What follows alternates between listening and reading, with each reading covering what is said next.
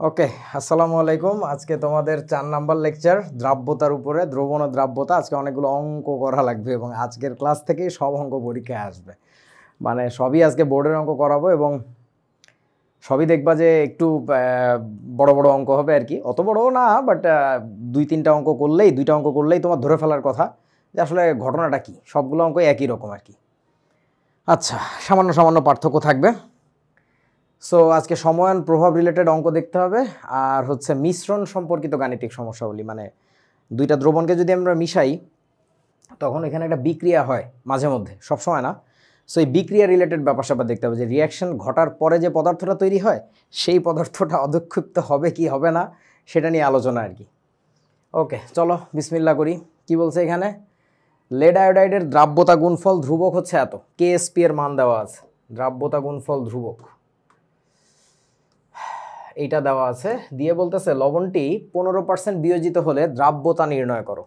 এখন এই দ্রাব্যতা কার বাইর করতে বলছে? লেড আয়োডাইডের না, PbI2 এর। এটার এস লাগবে আমাদের। তাহলে কি করা লাগবে এখন? PbI2কে আমরা একটু ভেঙে ফেলি। এটাকে দ্রবণে বিয়োজিত করি। এটা দ্রবণে বিয়োজিত হলে কি তৈরি হয়? Pb2+ যোগ হচ্ছে 2i-। নাইস। এখন ধরে নিলাম PbI2 এর দ্রাব্যতা ছিল হচ্ছে আমাদের এস। তাই এটা কত হবে? শুরুতে 0 0, এস থেকে কত চলে যাবে? নর্মালি আমরা ধরে নিই পুরোটাই চলে গেছে, কিন্তু এই ক্ষেত্রে ধরা যাবে না, কারণ তোমাকে স্পষ্ট করে বলে দিছে 15% বিয়োজিত হয়। 15% বিয়োজিত হয় মানে কি? এস থেকে কত চলে যাবে জানো? S into 0.15। তাহলে এখানে তৈরি হবে কত? S into 0.15। আর ওইখানেও তৈরি হবে ওইটা, শুধু এটার সাথে একটা কি থাকবে? 2 গুণ থাকবে। এই তো। এখন তোমার বাইর করতে হবে কিসের মান? আমাকে একটু বলো তো, কোন জিনিসটার মান বাইর করা লাগবে? দ্রাব্যতা বের করতে বলছে, মানে এস বাইর করতে হবে। লেড আয়োডাইডের দ্রাব্যতা তুমি ধরে নিছিলা এস, সেই এস দ্রবীভূত হয় কিন্তু বিয়োজিত হয় না। ব্যাপারটা এরকম। এটা অনেকে বোঝে না যে দ্রবীভূত আর বিয়োজিত ডিফারেন্স কি। ও দ্রবীভূত হচ্ছে কিন্তু ওর আয়নে ভাঙতেছে না, বিয়োজিত হচ্ছে না। কনসেপ্টটা হচ্ছে এই জায়গায়। তাহলে এখন বলেন, যেহেতু কেএসপির মান দেওয়া আছে, তাহলে আমরা একটা কথা বলতে পারি যে এই জিনিসটার কেএসপি অফ PbI2, ইচ্ছা করে লিখে নিলাম যে কার কথা লিখতেছি, ইকুয়াল টু কত বলো তো? Pb2+ এর ঘনমাত্রা ইন্টু I- এর ঘনমাত্রার স্কোয়ার। সো Pb2+ এর ঘনমাত্রা কত আছে? এস ইন্টু 0.15 থাকলো, ইন্টু I- এর ঘনমাত্রা কত আছে? ওটা একবারে লিখি, 2 ইন্টু 0.15 মানে 0.3, তাহলে 0.3 ইন্টু হচ্ছে এস। এই পুরোটার উপরে কি হবে? হোল স্কোয়ার হবে। কেএসপি এর মানটা আমরা জানতাম 1.4 ইন্টু 10⁻⁸। এবার এইটাকে ক্যালকুলেশন করে তোমাদের একটু বাইর করা লাগবে। ক্যালকুলেটর নিয়ে বসতে বলছিলাম, মনে আছে? এটা একটু ক্যালকুলেশন করে দেখো তো এস এর মানটা কত আসে। তাহলে আমাদের এখানে কত থাকে? আমার এখানে তো ক্যালকুলেটর থাকার কথা। আচ্ছা, আমার এখানে থাকবে হচ্ছে এই একটা এস আর ওইখানে এস এর স্কোয়ার, তার মানে আলটিমেটলি থাকবে এস এর cube. S cube equal to কত হবে? উপরে থাকবে হচ্ছে ওই বস্তুটা, উপরে থাকবে হচ্ছে আমাদের এই বস্তুটা, এই যে এইখানে। আর নিচে যাবে কি জিনিস? নিচে যাবে হচ্ছে 0.15 ইন্টু 0.3 এর স্কোয়ার। তোমরা কি বুঝেছো আমার কথা? কি করেছি? সহজ? কেউ বোঝা না? আচ্ছা ঠিক আছে, আমি করি। 1.4 10⁻⁸ ডিভাইডেড বাই 0.15 ইন্টু হচ্ছে 0.3 স্কোয়ার। আচ্ছা, এটার মান আসে হচ্ছে আমাদের 1.037 ইন্টু 10⁻⁻6। এটার একক কি হবে? একক পরে, কারণ এটা এস কিউবের ভ্যালু। এস কিউবের ভ্যালু তো আমার কাছে জানতে চায় নাই, আমার কাছে জানতে চাইছিল এস এর ভ্যালু কত। দেয়ারফর এস ইজ ইকুয়ালস, এই ক্যালকুলেটরে যে থার্ড রুট করে কেমনে পাইছি, শিফট এটা,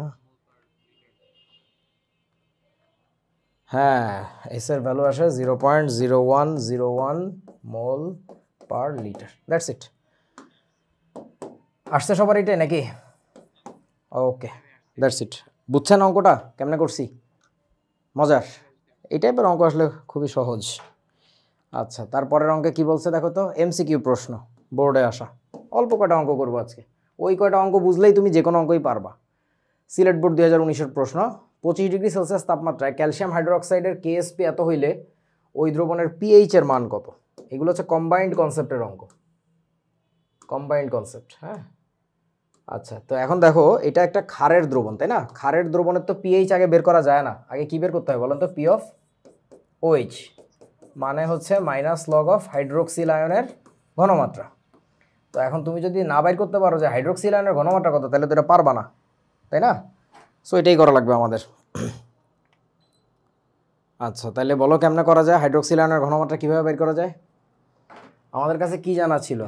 হ্যাঁ, কেএসপি জানা ছিল। তো কেএসপি এর মান থেকে আমরা একটা কাজ করি, ক্যালসিয়াম হাইড্রোক্সাইডকে ভেঙে যদি ফেলি আমরা, তাহলে কয়টা আয়ন তৈরি হবে বলেন তো? 3টা আয়ন তৈরি হবে না?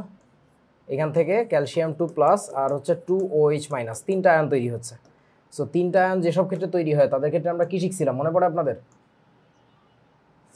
4s³ আসে।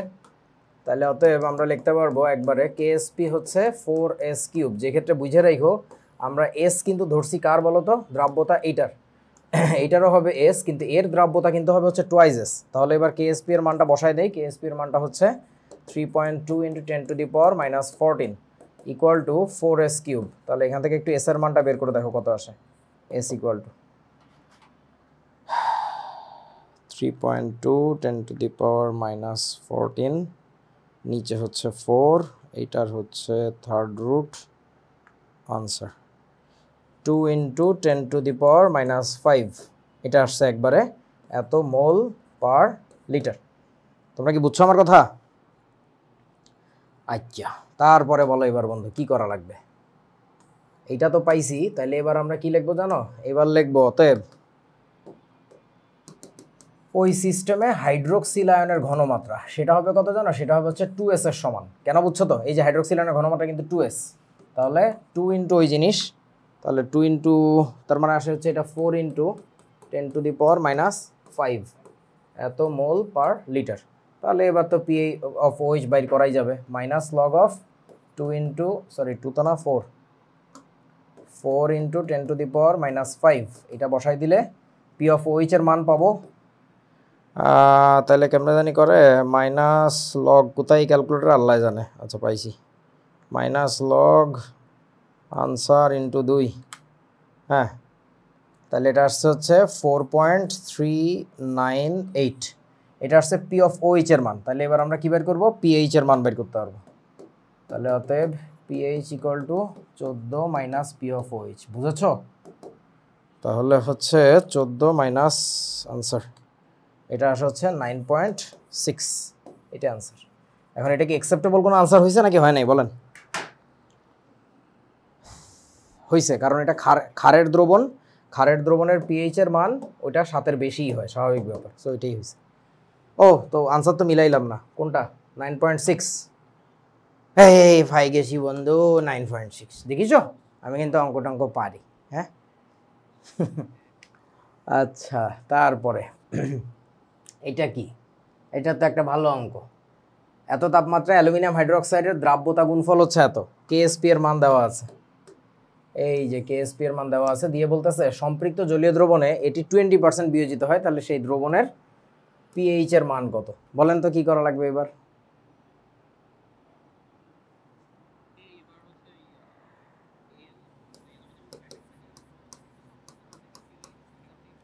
তোমার দাদার মাথা দেখো, এটা ভেঙে কি লিখবা? অ্যালুমিনিয়াম 3+ যোগ হচ্ছে 3OH-। এখন আমার এই ভদ্রলোকের দ্রাব্যতা যদি হয় এস, এটা হবে 0, এটা হবে 0, তারপরে এস থেকে কত চলে যাবে? 20% বিয়োজিত, তার মানে 0.2s, তাই না? তাহলে এখানে কত? 0.2s। এখানে হচ্ছে একবারে লিখে দেই 3 × 0.2 মানে কত? 0.6s।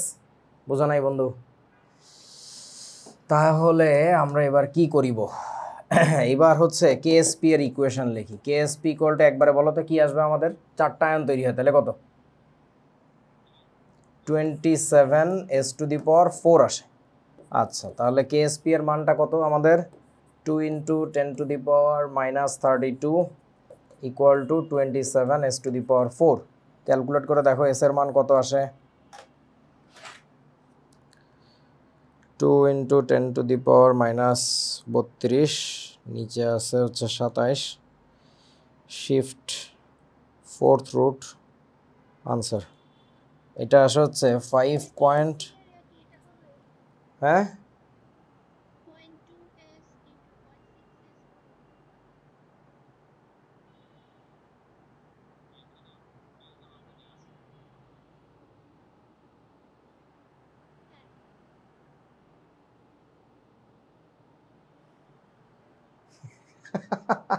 দাঁড়াও, আচ্ছা এস এর মান কত? 5.22 ইন্টু 10⁻⁻৯। আমার কি এস এর মান বের করা ঠিক আছে?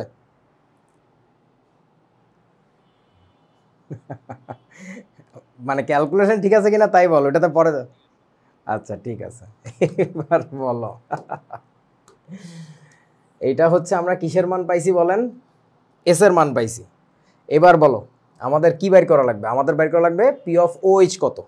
তাহলে আমরা এখানে লিখবো p of O H equal to minus log of hydroxyl আয়নের ঘনমাত্রা, একবারে বসাচ্ছি। তাহলে মাইনাস লগ অফ হাইড্রোক্সিল আয়নের ঘনমাত্রা কত হবে? 0.6 ইন্টু হচ্ছে এস, এস এর মানটা হচ্ছে, আচ্ছা এস লিখি আর কি, 0.6 এস। তাহলে মাইনাস লগ অফ 0.6, ক্যালকুলেটর টিপ দিয়ে দেখো কত আসে।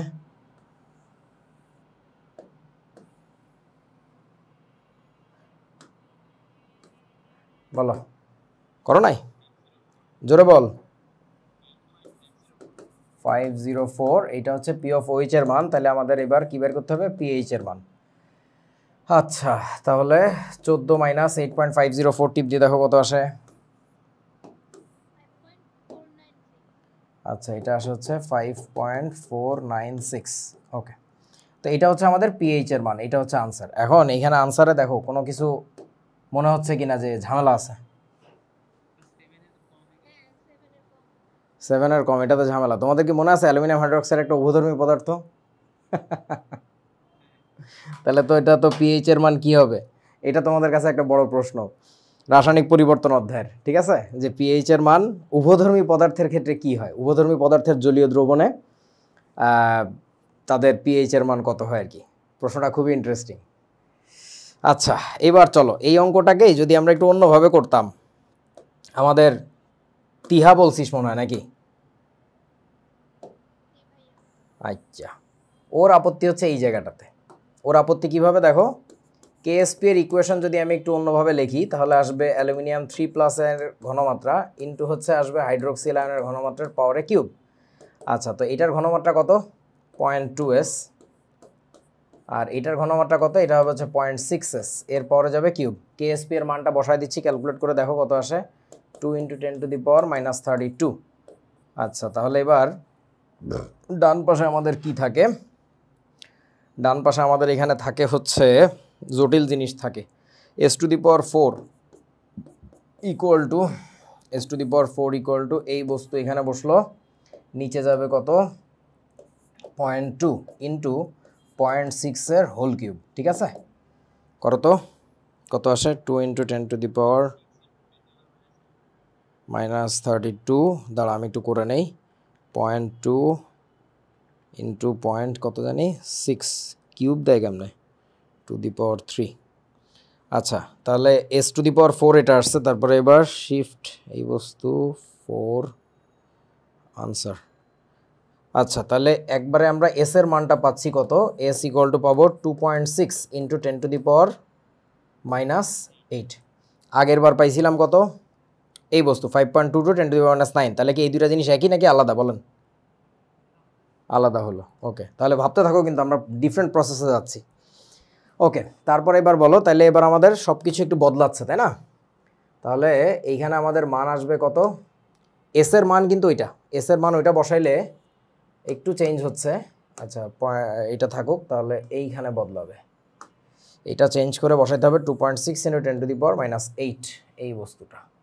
তাহলে দেখো তো কত আসে এটা।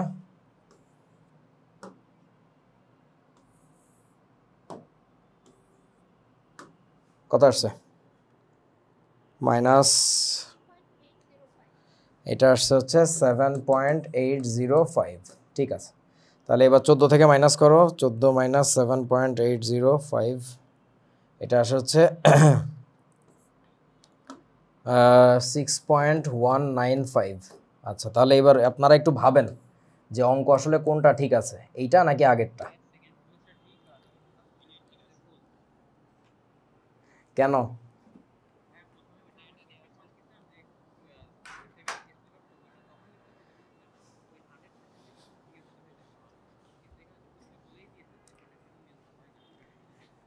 তোমরা কি বুঝছো ব্যাপারটা? সবাই আসলে এই প্যাচটা আমরা প্রায় লাগাই, এটা সাবধান, এটা সাবধান, এটা কেটে দিচ্ছি। সো এই বস্তু দেখানোর জন্য আগেই ধরে ফেলেছিলে তিহা, কিন্তু আমি আরও পরে ঘোল খাওয়াটা হয় পিছনের দিককার অঙ্ক করাইতেছে, এটা ঠিক করতাম আর কি। আচ্ছা যাই হোক, তাহলে সো হোয়াট, ওই কোশ্চেন তো অন্য, ওইটা তো ভিন্ন প্রশ্ন, ওটা তো তোমার পিএইচ রিলেটেড আলোচনা, রাসায়নিক পরিবর্তনের। বাট অঙ্কের প্রসেস এইটাই ঠিক আছে, বুঝতে পারছিস? মানে ওই প্রশ্ন তোদের কাছে আমি আজকে উত্থাপন করলাম, ওটার উত্তর তোরা আমাকে সময় নিয়ে আগামী ক্লাসের আগে জানাবি যে আসলে উভধর্মী পদার্থ যারা, তাদের জলীয় দ্রবণের পিএইচ কেমন হয়। প্রশ্নটা একটু লিখে রাখো, পারলে ছবি তুলে গ্রুপে দিয়ে দিও, সবাই যেন করতে পারে, ক্লাসে তো অল্প কয়েকজন আছে। আচ্ছা তারপরে চলো, এটা কি বলছি, এটা একটা ভালো অঙ্ক। 50 ডিগ্রি সেলসিয়াস তাপমাত্রায় এই যৌগটার নাম কি বলেন তো? স্ট্রনশিয়াম হাইড্রোক্সাইডের দ্রাব্যতা গুণফল হচ্ছে এত, কেএসপি এর মান দেওয়া আছে। বাহ কি লক্ষ্মী, সবসময় কেএসপি এর মান দিয়ে দিচ্ছে। ওরে বাবা এত মোটা কেন, এই যে হয়েছে। আচ্ছা দিয়ে তারপরে কি বলতেছে, স্ট্রনশিয়াম হাইড্রোক্সাইডের ঘনমাত্রা এত এম হলে, মানে এটা হচ্ছে কি বলেন তো, ঘনমাত্রা, বর্তমান ঘনমাত্রা। তাহলে এটাকে কি দিয়ে লিখবো আমরা, এসআই নাকি এস ম্যাক্স, কোনটা? এটা হচ্ছে এসআই। চিন্তা করো, এই ইমনই আমার বিরোধিতা করছিল যেদিন আমি এসআই এর কনসেপ্ট দেখাইছি, এখন সেই সবার আগে চাচাই চাচাই বলতেছে এটা কিন্তু এসআই। এইটাকেই বলে আয়রনি, তাই না? জেনজি। আচ্ছা তাইলে আরে বাবা রে, ফার্ম 40। আচ্ছা এসআরওএইচ এর ঘনমাত্রা এত হলে দ্রবণটি সম্পৃক্ত নাকি অসম্পৃক্ত? এই ঘনমাত্রা আছে, তাহলে দ্রবণটা সম্পৃক্ত নাকি অসম্পৃক্ত। সো আমরা কম্পেয়ার করতে পারি দুইভাবে বলছিলাম, একটা হচ্ছে কেএসপি দেওয়া আছে, কেআইপি বের করে কেএসপি কেআইপি কম্পেয়ার করতে পারি, অথবা আরেকটা কাজ করতে পারি, এসআই দেওয়া আছে, আমরা কী বের করবো বলেন তো এখান থেকে, S max, SI S max compare করতে পারি। আমি কোনটা করার পরামর্শ দিয়েছিলাম আপনাদেরকে মনে পড়ে? কি বইতে কেএসপি কেআইপি কম্পেয়ার করে, আমি বলছিলাম যে তোমরা যদি এস ম্যাক্স আর এসআই এর কম্পেয়ার করো তাহলে অঙ্ক অনেক তাড়াতাড়ি হবে, অনেক সহজে হবে। আমি দেখাচ্ছি ব্যাপারটা কেমনে হয়। আচ্ছা সম্পৃক্ত নাকি অসম্পৃক্ত এটা বাইর করতে হবে, পরে বাইর করতে হবে দ্রবণটি স্থির রেখে দিলে প্রতি লিটার পানিতে কত গ্রাম এসআরওএইচ অধক্ষিপ্ত হবে। মানে যদি অধক্ষেপ পড়ে তাহলে কতখানি অধক্ষেপ পড়বে আর কি। ফাইন, নাইস অঙ্ক। তাহলে এবার কি করা যায় বলেন, এসআরওএইচ হোল টু, এইটার বিয়োজন বিক্রিয়াটা আমাদের কেমন জানি, SR2+ যোগ হচ্ছে 2OH মাইনাস। তাহলে এইটার জন্য দ্রাব্যতা যদি আমাদের ধরে নেই S, তাহলে এটাও S, এটা হবে হচ্ছে 2S। অতএব এখান থেকে আমরা কেএসপি এর ইকুয়েশন কি লিখতে পারবো, কেএসপি এর ইকুয়েশন আসবে হচ্ছে ডেফিনেটলি এবার আমাদের 4S3, রাইট? এবার তো আর কোনো কনফিউশন নাই, বুঝিয়াছো? এবার ডেফিনেটলি এটাই হবে আর কি। আচ্ছা তাহলে এবার আমাকে বলেন কেএসপি এর মানটা বসায় দেই, 27 × 10⁻⁻22 = 4S3। দেখো এস এর মান কত আসে এখান থেকে, করো করো করো,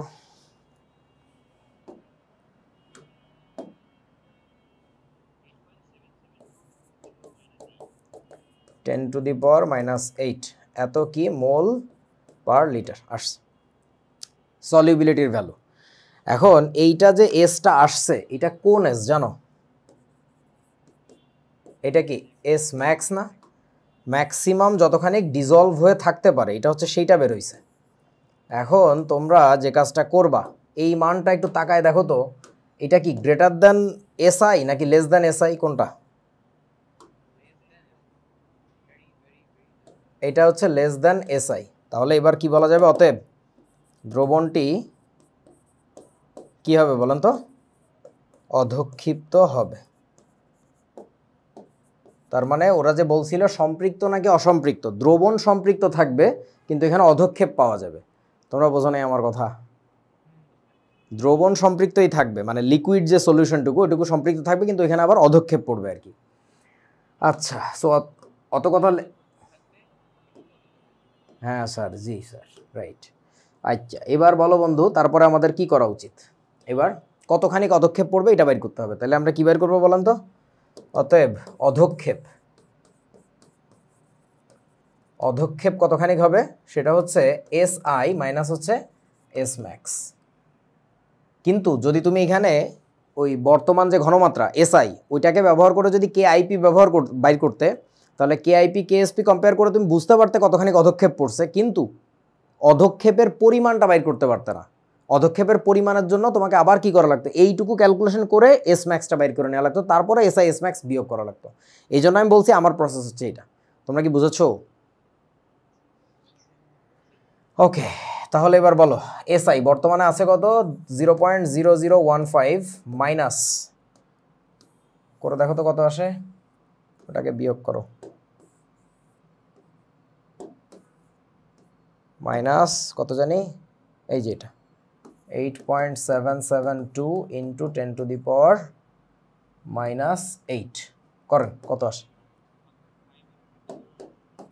1.5 ইন্টু 10⁻⁻2। এবার বলো এটার একক কি হবে, দুঃখিত -3, এটার একক কি হবে বলো, এইটার একক মোল পার লিটার, ওইটার এককও মোল পার লিটার, তাহলে এখানেও কি আসবে, এত মোল পার লিটার আসবে না। আচ্ছা, এবার বলছে কত গ্রাম এসআরওএইচ হোল টু অধক্ষিপ্ত হবে প্রতি লিটার পানিতে, তো এটা তো প্রতি লিটারে আছে, ওটা নিয়ে কোনো প্যারা নাই, বোঝা নাই।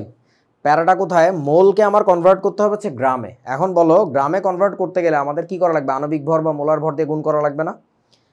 এখন বলেন কার আণবিক ভর দিয়ে গুণ করবো আমরা এখানে, কার, স্ট্রোনশিয়াম হাইড্রোক্সাইড। এখন ওটার আণবিক ভর কি তোমরা জানো, এ তো আমিও জানি না, কি এক বিপদ। তাইলে এখানে কি করতে হবে আমাদের লাগবে হইতেছে গুগল মামা, তোমাদের এআই মামা। তাহলে কি লিখবো, অ্যাটমিক মাস অফ কি স্ট্রোনশিয়াম 90, ওরা বলতেছে 90। এই যে স্ট্রোনশিয়ামের অ্যাটমিক মাস 87.62, তাহলে বসাই দিলাম এখানে, কত বসাবো 87.6 যোগ হচ্ছে কত বলো তো, 34 না, কেন 34 বুঝিস, এসআরওএইচ হোল টু না, সো ওএইচ এর ভর তো আসলে 17। আচ্ছা, এত গ্রাম পার কি হবে বলো তো, লিটার আসবে, কিন্তু এইটা করিলে যাহা আসিবে তাহাই উত্তর, বুঝেছো। এই অঙ্কটাই তোমার লিমিটের মধ্যে পড়ে যাইতো যদি এখানে জাস্ট স্ট্রোনশিয়াম না দিয়ে অন্য কিছু দিত, যেটা তোমার পরিচিত মৌল, ক্যালসিয়াম বা magnesium, what ever the like. But এই যে এইগুলাই আর কি আমাদের স্যারদের বানানো প্রশ্নের ভুল, মানে যে আজাইরা এই জিনিসটা যে মুখস্থ করতে বললাম, এই বাচ্চাটার কাছে চাইলাম, তার মানে কি ও সারা বই ধরে মুখস্থ করবে, পুরা পর্যায় সারণী বসে মুখস্থ করবে, এটা কি মানে লজিক্যাল একটা কথা হইলো, এই আর কি। যাই হোক, অন্ধের দেশে কি আর চশমা বেচবো। সো এটা করলে যা আসবে দ্যাট ইজ ইয়োর আনসার। সবাই বুঝতে পারছেন কি? ওকে, তারপরে চলো 2.4 লিটার একটি দ্রবণে ক্যালসিয়াম ক্লোরাইডের কেএসপি এর মান এত হলে, এই আমাকে একটু মনে করে দিস তো ইমন, ওই অঙ্কটাতে চেঞ্জ করব, স্ট্রোনশিয়াম হাইড্রোক্সাইড, এটা তো বইতে পাই আমি ঢুকাইছি, চিন্তাও করি নাই যে জিনিস তো কাজে লাগবে পরে, ওইটাকে ওই যে ক্যালসিয়াম বা ম্যাগনেসিয়াম হাইড্রোক্সাইড বানাবো, ঠিক আছে, আমার বইতে চেঞ্জ করে দিব, দরকার নেই সব ফালতু জিনিস শেখার। আচ্ছা, স্ক্রিনশট নিছিস, গরুটা হারাই গেছে।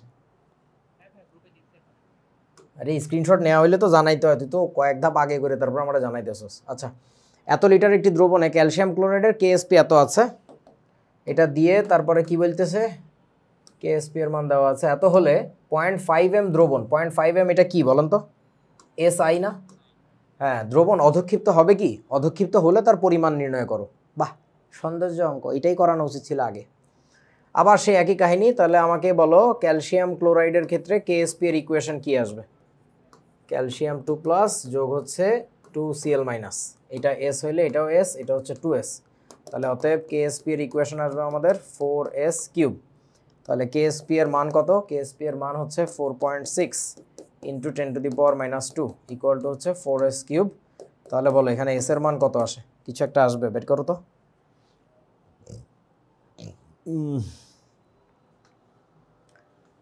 ডাল দিয়ে ভাত খেয়েছি, ঢেকুর উঠছে, বলো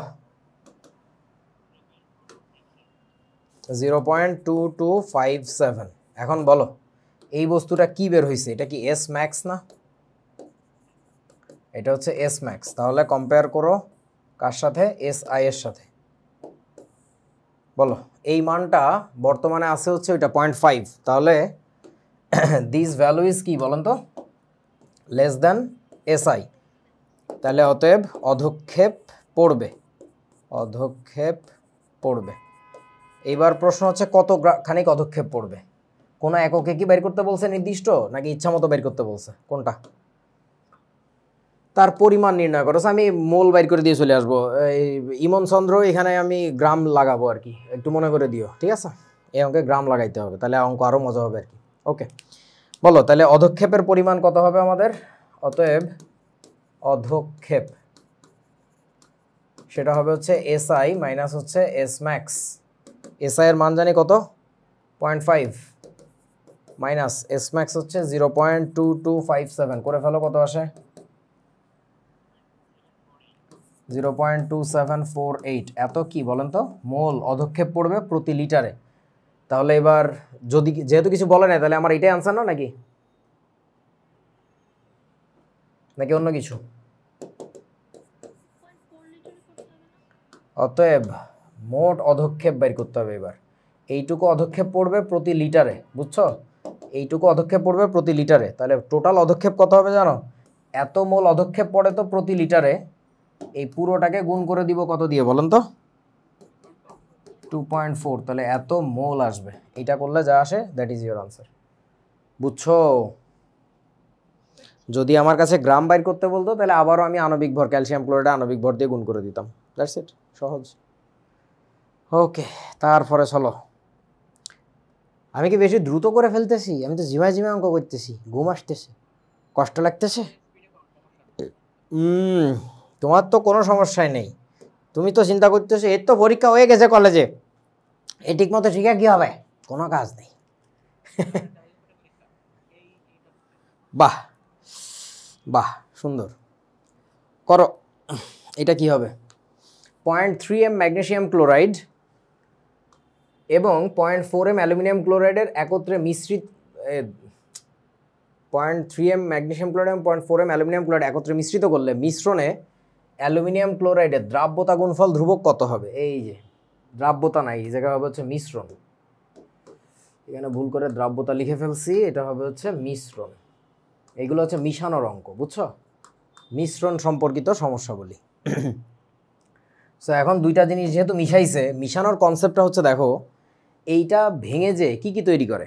ম্যাগনেসিয়াম ক্যাটায়ন, ক্লোরাইড আনায়ন। এটা ভেঙে যে অ্যালুমিনিয়াম ক্যাটায়ন, ক্লোরাইড আনায়ন। এদের মধ্যে কি কোনো কমন আয়ন আছে নাকি নাই? আছে। যদি কমন আয়ন থেকে থাকে তাহলে ওখানে কোনো বিক্রিয়া হবে না, বোঝা না? যদি কমন আয়ন থেকে থাকে তাহলে কোনো বিক্রিয়া হবে না, যদি কমন আয়ন না থাকতো তাহলে ওখানে একটা দ্বিপ্রতিস্থাপন বিক্রিয়া হইতো। কনসেপ্টটা হচ্ছে এইটুকুই। এই গাধা গাধা অঙ্ক আমাদের সিলেবাসে আছে, একটু সুন্দর কোনো অঙ্ক নাই আর কি। আচ্ছা, সো এইবার দেখো তাহলে আমরা কি করব? সিম্পলি আগে ম্যাগনেসিয়াম ক্লোরাইডকে ভেঙে ফেলি। MgCl2 কে ভাঙলাম, এটাকে ভাঙলে কি হয়? Mg2+ হয়, আর হচ্ছে 2Cl- হয়। তারপরে আসো একটু ফাঁকা রেখে ক্যালসিয়াম ক্লোরাইড, সরি কি জানি, অ্যালুমিনিয়াম ক্লোরাইড। অ্যালুমিনিয়াম ক্লোরাইডকে ভাঙি, এটাকে ভাঙলে হবে অ্যালুমিনিয়াম 3+ যোগ হচ্ছে 3Cl-।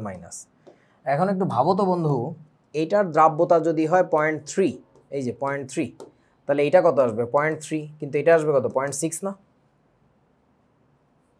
বোঝা নাই? আচ্ছা, অ্যালুমিনিয়াম ক্লোরাইডের কত হবে বলো? অ্যালুমিনিয়াম ক্লোরাইডের হচ্ছে 0.4, এখানে কত আসবে? 0.4, আর এখানে আসবে কত? 1.2 না? আচ্ছা, এবার তোমাকে বাইর করতে বলছে কি জিনিস? তোমাকে বাইর করতে বলছে একটা ভালো জিনিস, সেটা হচ্ছে মিশ্রণে অ্যালুমিনিয়াম ক্লোরাইডের দ্রাব্যতা গুণফল ধ্রুবক। সো এখন আমরা কি জানি? অতএব KSP অফ অ্যালুমিনিয়াম ক্লোরাইড বাইর করতেছি, তবে এটা কোথায় বলো তো? এটা কিন্তু মিক্সচারের মধ্যে বাইর করতেছি, ঠিক আছে? সো এখানে মিক্স লিখে রাখলাম, ইকুয়াল টু কী হবে আমাদের? অ্যালুমিনিয়াম ক্যাটায়নের ঘনমাত্রা ইনটু ক্লোরাইড আয়নের ঘনমাত্রার পাওয়ারে 3। এই ব্যাপারটা কি বুঝছেন আপনারা? KSP বের করার ইকুয়েশন। এখন বলেন ওই সিস্টেমে এই ঘনমাত্রাগুলো কোনটা বসানোর কথা? অ্যালুমিনিয়াম ক্লোরাইড ভেঙে যেগুলো তৈরি হয়েছে সেইটা, নাকি ইরেসপেক্টিভ অফ সোর্স ওই সিস্টেমে যতগুলো অ্যালুমিনিয়াম ক্যাটায়ন আছে পুরোটার ঘনমাত্রা? ইরেসপেক্টিভ অফ সোর্স মানে কোন উৎস থেকে আসছে এটা তোমার ভাবার কথা না আর কি।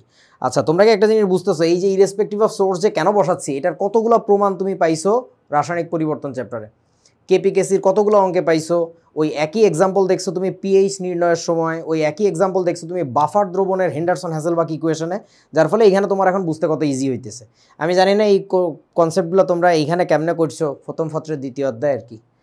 আচ্ছা এবার বলো অ্যালুমিনিয়াম ক্যাটায়নের ঘনমাত্রা কত ছিল এই সিস্টেমে আগে থেকে? 0.4। তাহলে এখানে বসাই দিলাম 0.4। ওকে, তারপরে গুণ হবে কি ক্লোরাইড আয়নের ঘনমাত্রা। এখন বলেন তো ক্লোরাইড আয়নের ঘনমাত্রা, অ্যালুমিনিয়াম ক্লোরাইড ভেঙে তৈরি হয়েছিল 1.2 প্লাস ওইখান থেকে আসছিল কত বলো তো 0.6 না? তাহলে কি দুইটার যোগফল লাগবে না আমাদের? এই দুইটার যোগফলের পাওয়ারে কি যাবে এবার বলো তো 3। মানে কেএসপির ওই ইকুয়েশনটা ডিকটেট করবে অ্যালুমিনিয়াম ক্লোরাইড, যে ওই ইকুয়েশনটা আসলে কেমন হবে। অনেকেই বলে যে ভাই এখানে কেন পাওয়ারে 2 হইলো না? আরে বাবু এটা পাওয়ারে 2 হইতো যদি এটা তোর ম্যাগনেসিয়াম ক্লোরাইডটা বাইর করতি, বোঝো নাই? এটা আমি বাইর করছি কি aluminium chloride, so the equation will be dictated by or governed by the aluminium chloride salt. But ওই ডেটা বসাবো কিভাবে? ডেটা বসাবো ইরেসপেক্টিভ অফ সোর্স। ওই পাত্রের মধ্যে যত জায়গা থেকে ক্লোরাইড আয়ন আসা সম্ভব সবগুলো টোটাল সামেশন নিয়ে বসাইতে হবে ওইখানে। করে দেখেন তো কত আসে।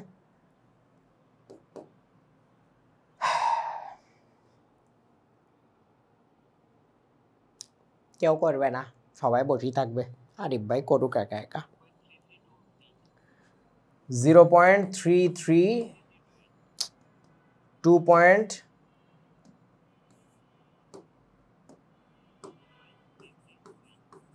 আচ্ছা ঠিক আছে। এখন ঘটনা হচ্ছে এইটার একক তো আর দরকার নেই, একক চাইলে লিখে দিবা, কোনো সমস্যা নেই। Mole to the power 4, litre to the power -4। এখন কথা হচ্ছে এই অঙ্কটা না ভুল, এই জন্য দেখবা আমার বইতে আমি এই অঙ্কটার পরে একটা বিস্ময়বোধক চিহ্ন দিয়ে রাখছি, একটা নাকি দুইটা জানি এরকম দিয়ে রাখছি লাল কালি দিয়ে। কথা হচ্ছে কেন দিছি, এই অঙ্কের ভুলটা কোথায় বলেন তো? এই টাইপের অঙ্ক না করছি তো, এইটাই তো কমন আয়ন ইফেক্ট, এইটাই কমন আয়ন ইফেক্ট।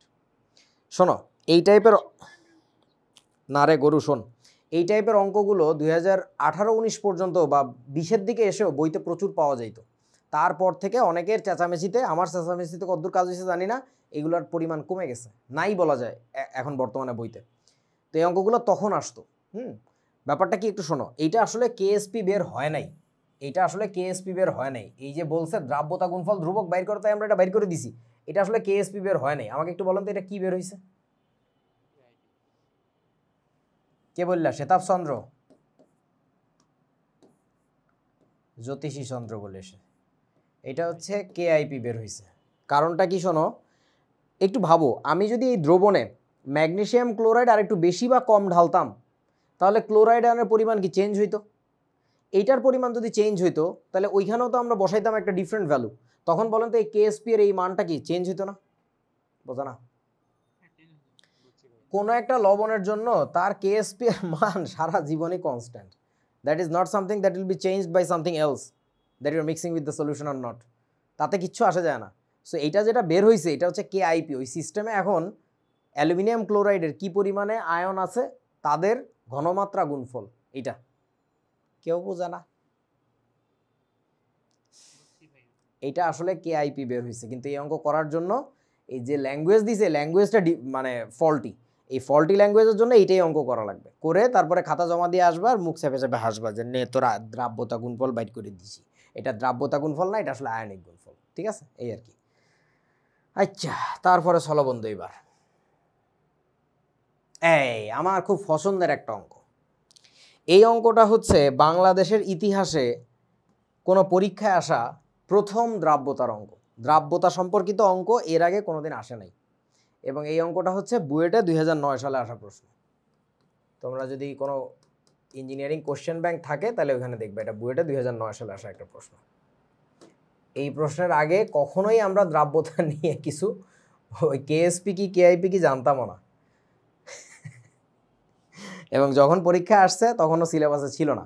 এখন ইমন তো তাইলে এবার বলতেছে দেখছো, তাইলে তো আরিফ ভাইকে দিয়ে হবে না। বুইটি চান্স পাওয়ার জন্য আমাকে এখন তাহলে বিভিন্ন অনলাইন পিদের কথা মতো বইয়ের বাইরের জিনিসপত্র আইআইটি এমআইটির কোশ্চেন ব্যাংক সলভ করা লাগবে, রাইট? আচ্ছা আমাকে একটু বলতো, রাইট, এই অঙ্কটা না পারলে কি হয়েছে? বাকি সব অঙ্ক যেগুলো সবাই পারতেছে ওগুলো পারি আমি, এটা তো 10 মার্ক, ওই অঙ্কটা তো 10 মার্ক। এই আর কি। সো যাই হোক, এই টপিকটা, এই অঙ্কটা আসার পরে অনেক বছর আমরা জাস্ট এইরকম দুই একটা অঙ্ক ছোট ছোট করাইতাম ক্লাসে। তারপরে তো 2013-তে যখন সিলেবাস চেঞ্জ হলো তখন থেকে দ্রাব্যতা ঠিক মতো ঢুকাইলো আর কি। আচ্ছা, সো এই অঙ্কটা একটু মনোযোগ দিয়ে করতে হবে। তার আগে আমরা একটু ছবি এঁকে নিই। হ্যাঁ,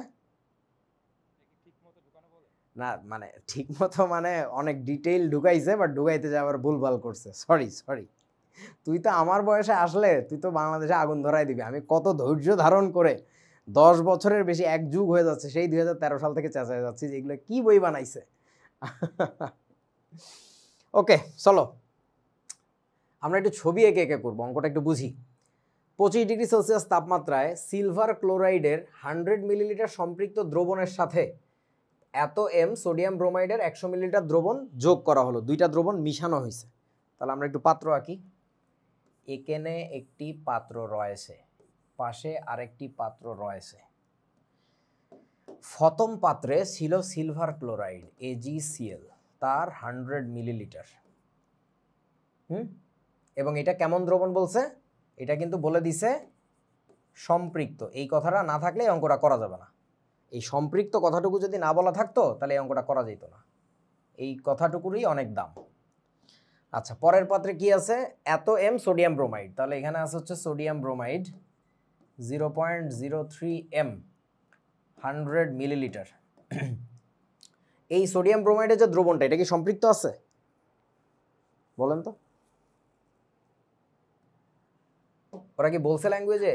এটা কিন্তু সম্পৃক্তর কথা বলে নাই। সো এটা সম্পৃক্ত না, এটা যে কোনো একটা দ্রবণ আমরা ধরে নিব আর কি। আচ্ছা, এটা দিয়ে তারপরে বলতেছে এই দুটাকে মিশ্রিত করা হলো। বলো তো এইবার যখন মিশাবো আমি, তখন কি এখানে কোনো বিক্রিয়া হবে নাকি হবে না? বলো কেন হবে? কারণ এখানে কমন আয়ন নাই। তাহলে আমরা সেই বিক্রিয়াটা একটু লিখে ফেলি। হ্যাঁ, তাহলে আমার কাছে বিক্রিয়া আছে হচ্ছে সিলভার কি জানো ক্লোরাইড যোগ হচ্ছে সোডিয়াম ব্রোমাইড।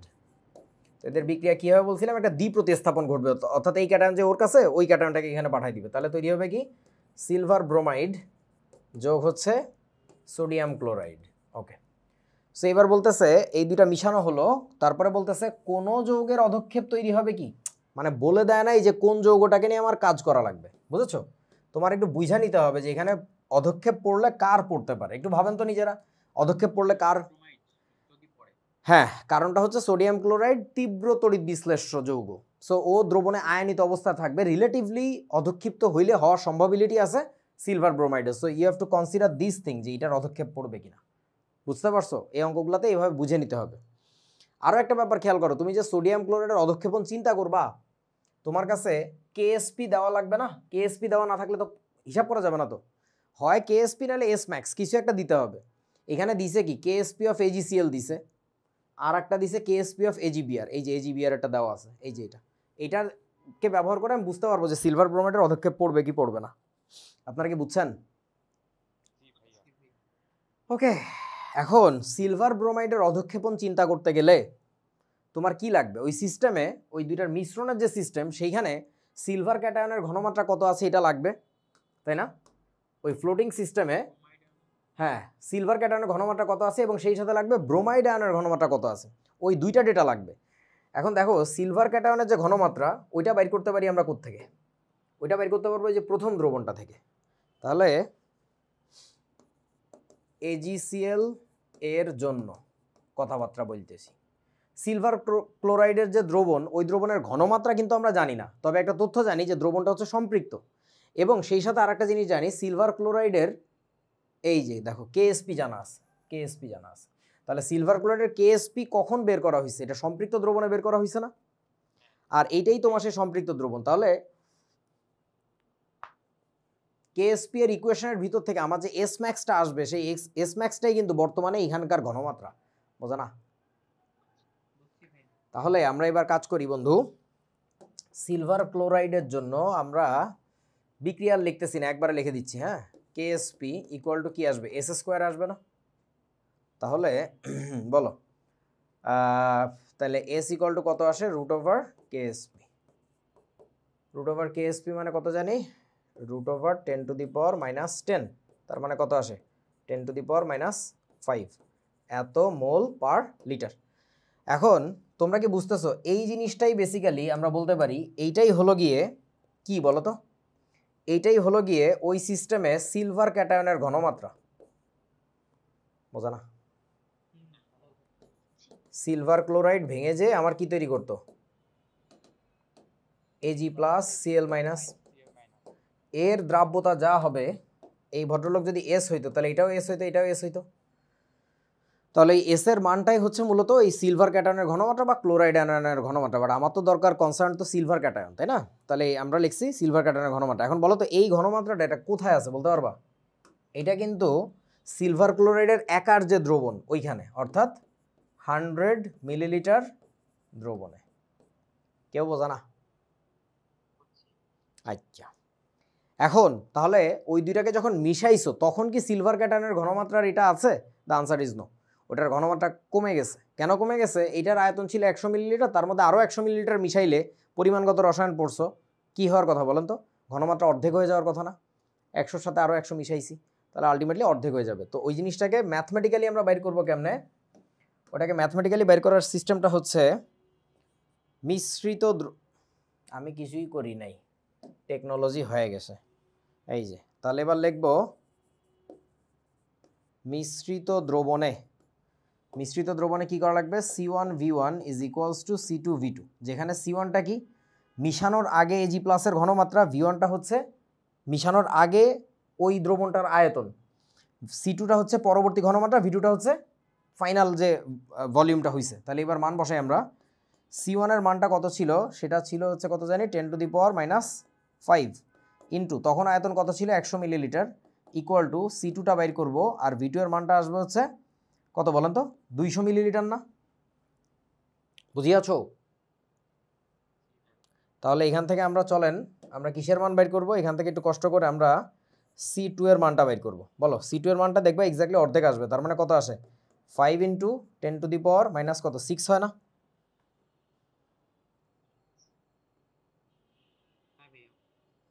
এই তো, এইটা হচ্ছে, এইটা কিন্তু তাহলে কিসের ঘনমাত্রা বলো তো? এটা কিন্তু সিলভার ক্যাটায়নের ঘনমাত্রা। কোথায়? এইবার কিন্তু এটা 200 মিলিলিটারের দ্রবণে বের হয়েছে। এই ঘনমাত্রাটা হচ্ছে 200 মিলিলিটার দ্রবণে। ছোট করে দিই, 100-র জায়গায় হবে হইতেছে 200। বুঝতে পারছিস কি বাবা? আচ্ছা, তাহলে এবার বলেন, এবার আমরা কার জন্য হিসাব নিকাশ করব? এবার আমরা হিসাব নিকাশ করব হচ্ছে যে সোডিয়াম ব্রোমাইড দ্রবণের জন্য। তাহলে ওর কথা একটু পাশে লিখে নেই। লিখব হচ্ছে NaBr দ্রবণে, সোডিয়াম ব্রোমাইডের দ্রবণে আবার আমরা ভেঙে যদি ফেলি তাহলে কি আসবে? এটার তো কেএসপি নিয়ে কাজ করতে পারবো না, তবে কেএসপি নিয়ে কাজ করার দরকার নেই। এটার দ্রবণের বর্তমান ঘনমাত্রা আমার ডিরেক্ট জানা আছে কিন্তু 0.03 m। তাহলে আমি কি বলতে পারি? সোডিয়াম ব্রোমাইডের দ্রবণে সোডিয়াম ব্রোমাইডের যে ঘনমাত্রা সেইটাই হচ্ছে সোডিয়াম ক্যাটায়নের ঘনমাত্রার সমান, এবং সেইটাই হচ্ছে ব্রোমাইড আয়নের ঘনমাত্রার সমান। আচ্ছা, সেই মানটা কত বলেন তো? এটার মান হচ্ছে 0.03 m। এখন এই ঘনমাত্রাটা আছে কোথায় বলো তো? এটা হচ্ছে 100 মিলিলিটার দ্রবণে না? তাহলে এবার আমরা মিশ্রিত দ্রবণের জন্য হিসাব করি, চলো। C1V1 equal to C2V2 apply করতে হবে। C1V1 equal to C2V2। পরিমাণগত রসায়ন মনে আছে তো, নাকি কিছু মনে নাই? এটা মনে না থাকলে এই অধ্যায় পড়ানো বৃথা, মানে এই কন্টেন্ট পড়ানো। আচ্ছা, C1 এর মানটা কত? 0.03। তখনকার আয়তন 100 মিলিলিটার, ইকুয়াল টু C2 এর মানটা আমরা বাইর করব। V2 এর মানটা হচ্ছে 200 মিলিলিটার। মানে ফাইনালি তোমার কি আসবে? C2 এর মানটা আসবে হচ্ছে, দেখবা এর অর্ধেক 0.015 এত m। বুঝেছো কি? আচ্ছা, তাহলে এটা যদি বুঝে যাই তাহলে এবার আমরা এই ঘনমাত্রাটাকে কার ঘনমাত্রা বলে ডাকবো? এইটাই হচ্ছে আমাদের ব্রোমাইড আয়নের ঘনমাত্রা। তবে এটা কিন্তু কত মিলিলিটারে বলো তো? 200 মিলিলিটারে। 200 মিলিলিটার সিস্টেমের মধ্যে, মানে দ্রবণের বা মিশ্রণের মধ্যে, যেটাই বলো। আচ্ছা, তাহলে এবার আমাদের কি নিয়ে কাজ করতে হবে? সিলভার ব্রোমাইডের অধক্ষেপণ নিয়ে চিন্তা করতে হবে। তাহলে এবার কি লিখবো? AgBr এর জন্য বেশি ছোট জায়গা হয়ে গেছে। সিলভার ব্রোমাইডের জন্য বলো কি বের করবো, কেএসপি নাকি কেআইপি বলেন? কেআইপি। কেএসপি এর মান তো দেওয়া আছে, এই যে সিলভার ব্রোমাইডের কেএসপি দেওয়া আছে। তাহলে কেআইপি ইকুয়াল টু সিলভার ক্যাটায়নের ঘনমাত্রা ওই মুহূর্তেরটা ইনটু ব্রোমাইড আয়নের ঘনমাত্রা ওই মুহূর্তেরটা। তাহলে সিলভার ক্যাটায়নের ঘনমাত্রা জানি ছিল কত, এই যে এটা 10, কই জানি গেছিল, কোথায়, এই যে 5 × 10⁶। এটা হচ্ছে সিলভার ক্যাটায়নের ঘনমাত্রা ইনটু হচ্ছে ব্রোমাইড আয়নের ঘনমাত্রা লাগবে। সেই ব্রোমাইড আয়নের ঘনমাত্রা কত, 0.015। এই যে এটা এখানে বসাই দিব। তাহলে গুণ করে দেখো তো কত আসে, 7.5 × 10⁻⁸। এখন এই মানটাকে কম্পেয়ার করতে হবে আমাদের ওই যে কেএসপি এর মানের সাথে, সেটা হচ্ছে 5 × 10⁻13। তার চেয়ে এই মানটা বড় হয়ে গেছে নাকি? তাহলে হ্যাঁ, তাহলে আমাদের বলে দিতে হবে অতএব অধক্ষিপ্ত হবে বা অধক্ষেপ পড়বে। কতখানি অধক্ষেপ পড়বে তার কয় নাই, শুকুর আলহামদুলিল্লাহ। যদি কইতো আমি ঠেলা গুতে যেমনে হোক কি বের করতাম বুঝছো, এসআই বের করতাম, আর ওইখান থেকে বের করতাম এস ম্যাক্স, তখন আমি মাইনাস করে দিলে পেতাম কতখানি পদক্ষেপ পড়বে। অনেক গ্যাদারিং করি লেখছি, আশা করি বুঝছো। না বুঝলে ভিডিও আস্তে আস্তে পজ দিয়ে দেখবা, তোমরা যারা রেকর্ড দেখবা। এই তো সুন্দর অঙ্ক। আচ্ছা, তারপরে চলো সৃজনশীল প্রশ্ন। ছবি এঁকে দিলেই কিন্তু এটা কি হয়ে যায়, সৃজনশীল হয়ে যায়। এটাই আমাদের টেকনোলজি বর্তমানে। কিন্তু এত ছোট জায়গায় করবো কেমনে, পাত্র দুইটা তো মাশাল্লাহ আল্লাহর দান বিশাল সাইজে রাখছে। আচ্ছা, 25°C তাপমাত্রায় বেরিয়াম নাইট্রেটের কেএসপি দেওয়া আছে এত। বেরিয়াম নাইট্রেট দ্রবণ, এই যে প্রথমটা Ba2+ আর NO3- আকারে লেখছে, তার মানে বুঝতে হবে এটা বেরিয়াম নাইট্রেট দ্রবণ। বেরিয়াম সালফেটেরও কেএসপি দেওয়া আছে। বেরিয়াম সালফেট কিন্তু এখানে নাই, এটা কিন্তু সোডিয়াম সালফেট, এটা বেরিয়াম নাইট্রেট, মানে বুঝছো এই দুইটা দ্রবণ মিশাইতে হবে, মিশাইলে তখন তো বেরিয়াম সালফেট তৈরি হবে। দ্যাটস ওয়াই কেএসপি আগে থেকে দিয়ে দিছে। ঘ নাম্বারের প্রশ্নে আসছিল ডোনাল্ড ট্রাম্প। সবসময় ডোনাল্ড ট্রাম্প আইসে আমার অঙ্ক দেখে, কি একটা অবস্থা। আচ্ছা, সো বি, হ্যাঁ আমি তো সেই ফেমাস ডোনাল্ড ট্রাম্প। এক মুরব্বী চাচারে বলতে শুনছিলাম, রিক্সা চালায়, উনি আলোচনা করতেছে চার দোকানে বসি, ডোনাল্ড ট্রাম্প, ডোনাল্ড ট্রাম্প। হ্যাঁ কোথায়, ও তা জানি না। ও হ্যাঁ হ্যাঁ, ওই যে ইন্ডিয়া যখন আসছিল, মাই ফ্রেন্ড ডোনাল্ড ট্রাম্প। আচ্ছা, সো বি পাত্রের দ্রবণ সম্পূর্ণভাবে এ পাত্রে মিশ্রিত করলে, মানে এটা স্যাঁচরামি করে না, যা পাইছে ধরে ঢেলে দিছে। মিশ্রিত করলে কোনো অধক্ষেপ পড়বে কিনা গাণিতিকভাবে বিশ্লেষণ করো। সিমিলার টাইপের ম্যাথ আমি একটু করি, কারণ এখানে আবার দুইটারই মোলারিটি দিছে, আয়তন দিছে, তো পেঁচায় ফেলাবো আর কি অনেক সময়। সো তাহলে এবার কি করা লাগবে, আমাদের একটা বিক্রিয়া হবে নাকি হবে না বলেন? কমন আয়ন কি আছে? নাই। কমন আয়ন যদি না থাকে তাইলে হচ্ছে আমাদের রিয়াকশন হবে। তাহলে এবার আচ্ছা, কোথায় Ba2+ তুই কমন পাইলি? এই পাত্রে বেরিয়াম 2+, এখানে Na+। অশিক্ষিত, চোখে দেখে না, চশমা লাগাবি, তাহলে ডোনাল্ড ট্রাম্পকে দেখতে পারবি। তাহলে barium nitrate BaNO3(2) plus sodium sulphate Na2SO4, এখানে জায়গায় ধরবে না। তাহলে এই দুইটাকে আমরা যদি বিক্রিয়া করাই তাহলে কি হয় বন্ধু, বেরিয়াম সালফেট হয় BaSO4 যোগ কি হবে বলেন, সোডিয়াম নাইট্রেট NaNO3। সমতা করা লাগবে, সমতায় আমাদের কি হবে, নাইট্রেট ছিল দুইটা, এটাও দুইটা, তাহলে এই হয়ে গেল, শেষ। এখন বলো কার অধক্ষেপণ চিন্তা করা লাগবে, বেরিয়াম সালফেটের নাকি সোডিয়াম নাইট্রেটের? বেরিয়াম সালফেটের, কারণ তোমার ওইটারই কেএসপি দেওয়া আছে, আর সোডিয়াম নাইট্রেট তো তীব্র তড়িৎ বিশ্লেষ্য, আমরা এটার অধক্ষেপণ কনসিডার করবো আর কি। এইটার অধক্ষেপণ কনসিডার করতে গেলে তোমার কি লাগবে, Ba2+ এর ঘনমাত্রা হচ্ছে সালফেটের ঘনমাত্রা, তাই না? Ba2+ এর ঘনমাত্রাটা পাবা কোত্থেকে, এই পাত্র থেকে, বোঝা নাই? এই পাত্রের প্রথম অবস্থার ঘনমাত্রা কিন্তু দেওয়া আছে, তোমার খালি বাইর করতে হবে মিশানোর পরে ঘনমাত্রা কত হবে। সহজ, এই অঙ্কটা সহজ। তাহলে এবার আমরা লিখলাম এ পাত্রের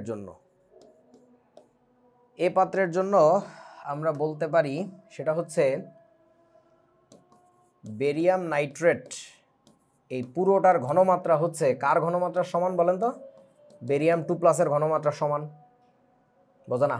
সেটা হচ্ছে 0.3 m। এবার আমরা বলবো হচ্ছে একবার লিখে দিচ্ছি C1V1 is equals to C2V2।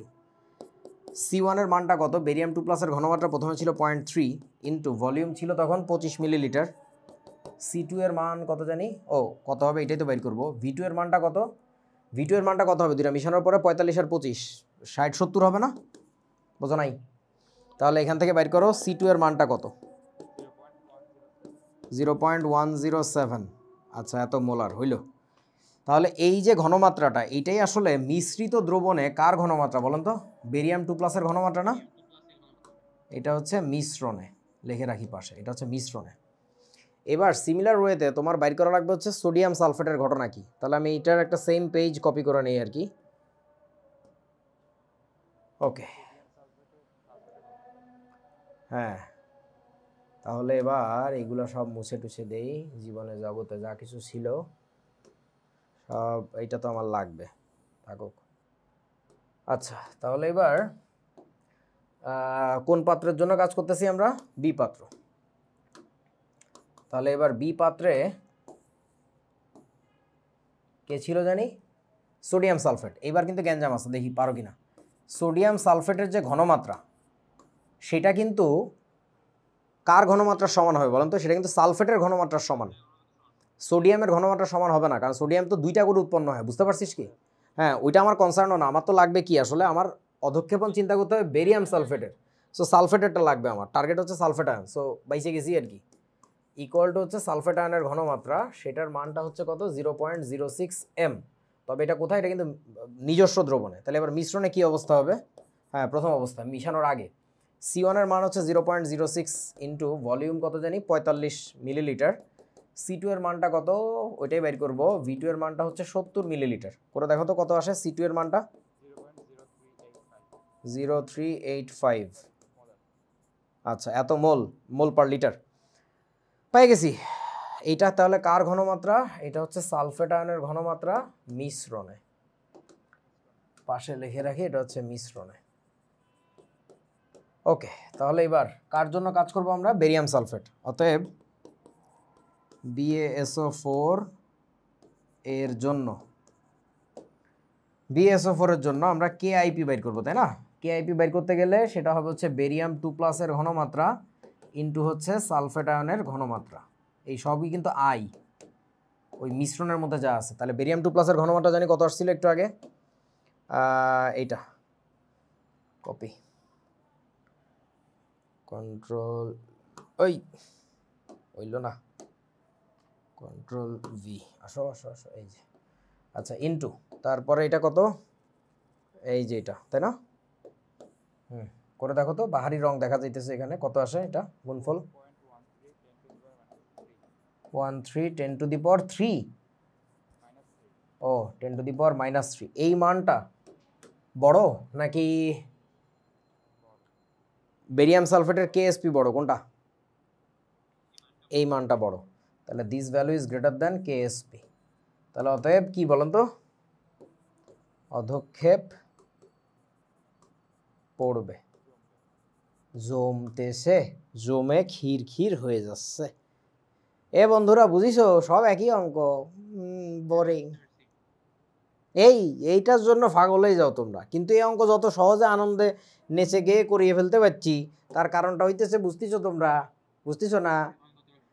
শুধু পরিমাণ আর রাসায়নিক পরিবর্তন, ও ছাড়া এই বস্তু তো আমি অন্য ব্যাচেও পড়ায় দেখছি যে যাদেরকে ধরো রাসায়নিক পরিবর্তন আর পরিমাণগত রসায়ন পড়ানো হয় না, এরম করে শকুনের মধ্যে আমার দিকে ছাই থাকে। কি বলতেছি সেগুলা না, সব বুঝতেছি, তুই বলে যা, করে যা, আরে করতে থাক দেখি, এই বটিটা দাঁত দে। মানে কাহিনী হচ্ছে ওই অধ্যায়গুলো পড়ানো না হইলে এই বিপদটা হয়, বুঝলে? সো এই হচ্ছে ব্যাপার, আশা করি বুঝেছো। ক্যালসিয়াম ফ্লুরাইডের KSP দেওয়া আছে। ক্যালসিয়াম ফ্লুরাইড কি উদ্দেশ্যে দিছে তো বুঝছো, ওইটারই তোমার অধক্ষেপণ চিন্তা করতে হবে নিশ্চয়ই। আচ্ছা এটার KSP এত হলে এত, এবং A এবং B পাত্রের দ্রবণ মিশ্রিত করলে মিশ্রণে কোনো অধক্ষেপ পড়বে কিনা, অ্যাজ সিম্পল অ্যাজ দ্যাট। অনেকগুলো ডেটা দিছে, কি কি ডেটা দিছে দেখি এখানে একটু। ক্যালসিয়াম ক্লোরাইডের দ্রবণ আয়তন দেওয়া আছে, মোলারিটি দেওয়া আছে, তোমরা কি দেখতে পাচ্ছ ঠিকমতো দেখা যাচ্ছে মোলারিটি? আচ্ছা সোডিয়াম ফ্লোরাইডের দ্রবণ এত মিলিলিটার এত এম, মানে এখানে আসলে করানোর কি আছে, আগের অঙ্কের সাথে ডিফারেন্সটা কোথায়? কোনো ডিফারেন্স নাই তো। ক্যালসিয়াম ক্লোরাইডের সাথে কার বিক্রিয়া হবে? সোডিয়াম ফ্লুরাইডের বিক্রিয়া। সো এই বিক্রিয়া কী হবে? দ্বিপ্রতিস্থাপন করলে ক্যালসিয়াম ফ্লুরাইড যোগ হচ্ছে সোডিয়াম ক্লোরাইড, এখানে একটা 2 আসবে, এখানে একটা 2 আসবে, দ্যাটস ইট। সো এখন তুমি চিন্তা করবে হচ্ছে ক্যালসিয়াম ফ্লুরাইডের অধক্ষেপণ। এটা করার জন্য কি করতে হবে? ক্যালসিয়াম ক্যাটায়নের ঘনমাত্রা লাগবে, ফ্লুরাইড অ্যানায়নের ঘনমাত্রা লাগবে। তাহলে একটু তাড়াতাড়ি করার চেষ্টা করি, দেখি পারি কিনা আমরা এমসিকিউতে।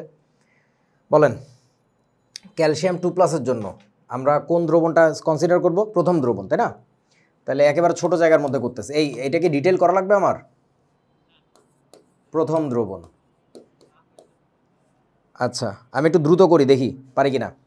প্রথম দ্রবণের জন্য ক্যালসিয়াম ক্লোরাইডের যে ঘনমাত্রা ওইটাই হচ্ছে ক্যালসিয়াম ক্যাটায়নের ঘনমাত্রা, তাই না?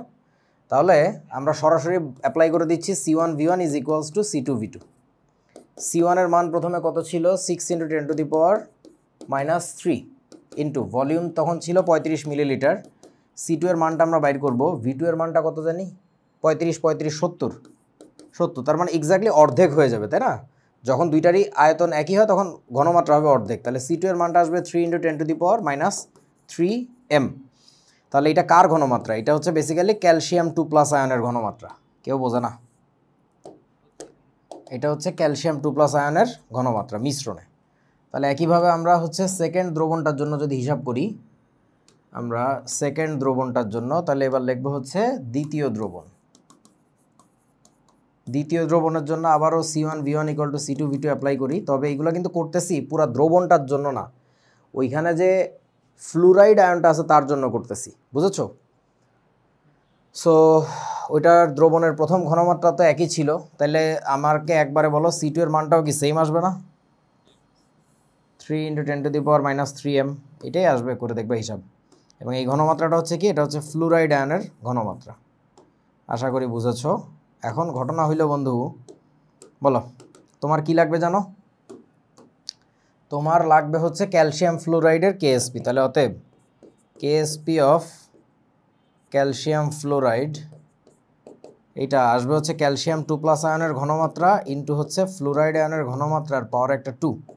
তাহলে হ্যাঁ দুঃখিত ছোট্ট বন্ধু, বয়সের কারণে বোঝো না তো এগুলো।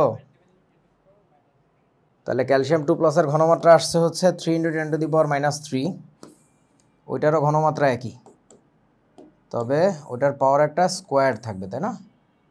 এই পুরোটার পাওয়ার একটা স্কোয়ার। তাহলে কত আসে এটা?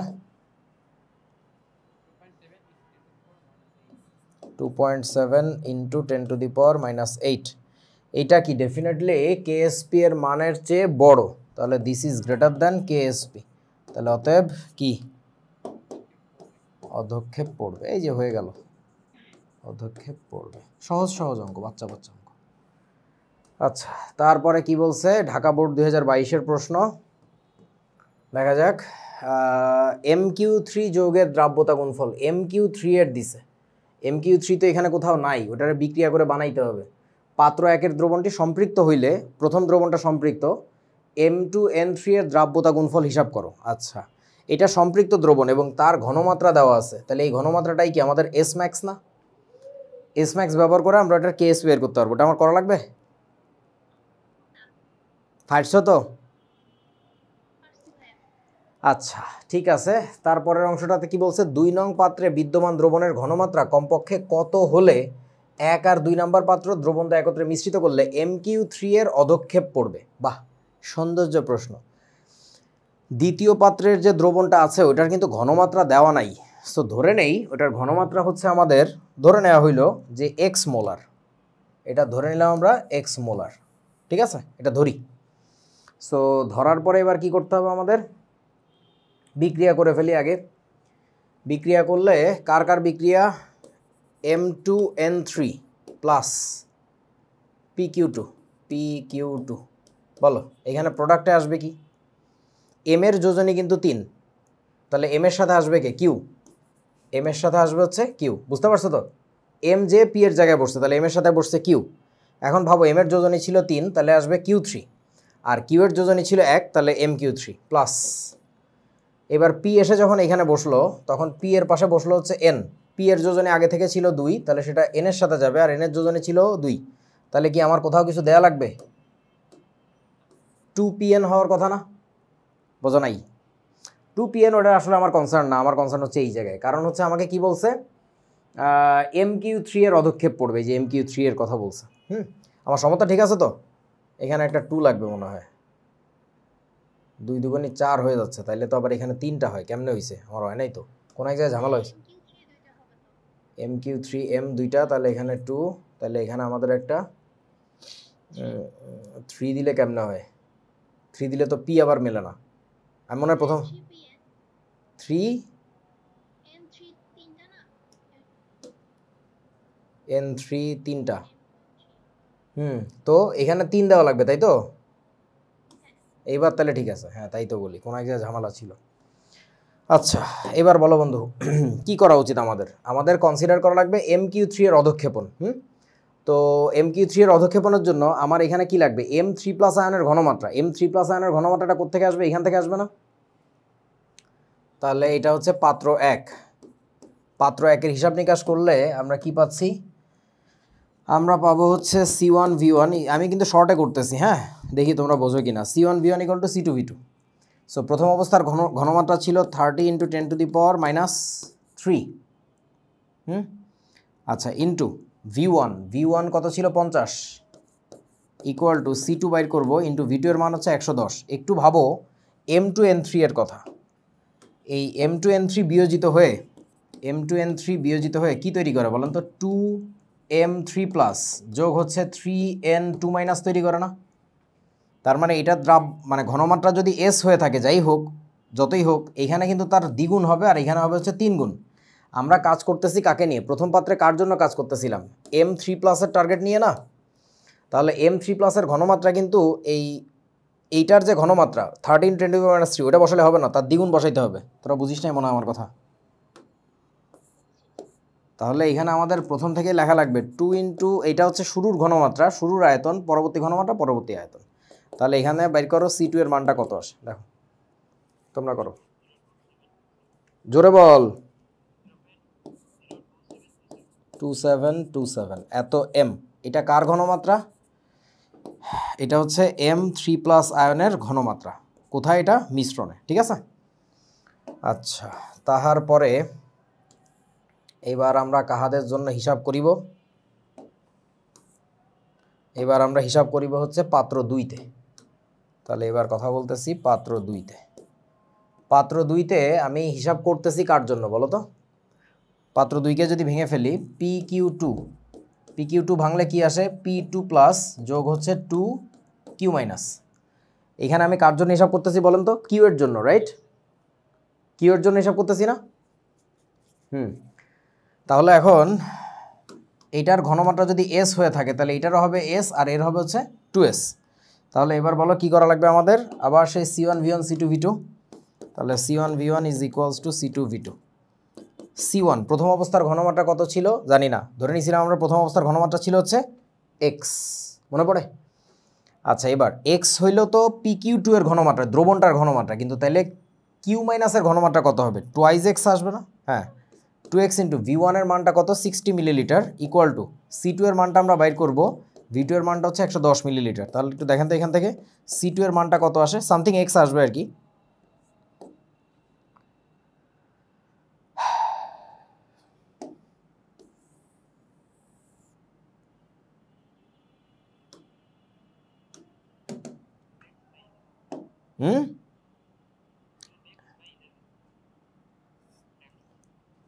পোলাটার কথা বুঝি না। 12/11 করলে কত আসে? 1.0909, তাই তো? এত X। আচ্ছা, এই যে C2টা বাইর করছো, এই C2টা কার ঘনমাত্রা বলো তো? C2টা হচ্ছে Q- আয়নের ঘনমাত্রা, রাইট? হ্যাঁ, Q- আয়নের ঘনমাত্রা। ওকে, এবার আমরা কার জন্য হিসাব করব? এবার আমরা হিসাব করব হচ্ছে PQ কিসে জানি? MQ3, তাই না? তাহলে MQ3 এর জন্য আমাদের KIP অফ MQ3, KIP কি আমরা বাইর করব আসলে? আমরা এক্স এর মানটা বাইর করা লাগবে, তাই না? তাহলে আমরা একটা কাজ করি, এখানে কে আইপি বের না করে আমরা একবার এখানে কি বের করবো জানো, কেএসপি লিখি। ঠিক আছে, কেএসপি লিখলে কি আসবে আমাদের, M3+ আয়নের ঘনমাত্রা ইন্টু কিউ মাইনাস আয়নের ঘনমাত্রার পাওয়ারে যাবে 3। সো এবার বলেন কেএসপি অফ MQ3 কত হবে? ওইটা সেই মিনিমাল ভ্যালুটা নিয়ে আমরা কাজ করতেছি, যেখান থেকে অধক্ষেপণ শুরু হবে। 4.5 × 10⁻⁻8 ইকুয়াল টু M3+ আয়নের ঘনমাত্রা কত পাইছিলাম, 0.02727। আচ্ছা, ইন্টু কিউ মাইনাস আয়নের ঘনমাত্রা কত ছিল, এই যে এটা এই পুরোটার পাওয়ারে আবার কত যাচ্ছে, 3। তাহলে এখান থেকে একটু ক্যালকুলেট করে বাইর করবা যে এক্স এর মানটা কত। এখানে যে এক্স এর মানটা হবে ওই মান হইলে কি অধক্ষেপ পড়বে নাকি পড়বে না বলেন তো? ওইটা হইলে হচ্ছে সম্পৃক্ত থাকবে, ফাইনাল সম্পৃক্ত কি বলে একেবারে বর্ডার লাইন আর কি। ওই ঘনমাত্রার একটু উপরে গেলেই হচ্ছে তোমার অধক্ষেপণ শুরু হয়ে যাবে। তোমরা কি আসলে বুঝেছো অঙ্কটা? বহুতই সৌন্দর্য এবং মজাদার চমৎকার। Hi salute to Dhaka board 2022। ভালো লাগছিল অঙ্কটা করি, আমারও ভালো লাগছিল, খুবই ভালো লাগছে। এই বিক্রিয়াটা লেখা ঠিক আছে তো? আমি এটা নিয়ে টেনশনে আছি। আমি ওটা তো কি, আচ্ছা দাঁড়া, এম এর চার্জ হচ্ছে 3, মানে যোজনী 3, তাহলে MQ3 ঠিক আছে। আবার পি এর যোজনী হচ্ছে 2, এন এর যোজনীও 2, তাহলে তো ঠিকই থাকার কথা, পি এনই হওয়ার কথা। হ্যাঁ, এবার সমতা করি, দুইটা আছে 3টা এন 3টা পি, কিউ হচ্ছে 6টা, 3 2 9। ইয়েস, ঠিক আছে। তাহার পরে এইটাও তোমাদের কাজ দেয়া ছিল, এগুলো বোরিং লাগে বাবা, পারছো যেটা এর চ্যাংড়া বাচ্চা অঙ্ক। হিস, সম্ভাব্যতা বিচার করো গাণিতিকভাবে। এটা কি মব 2023 ময়মনসিংহ বোর্ড।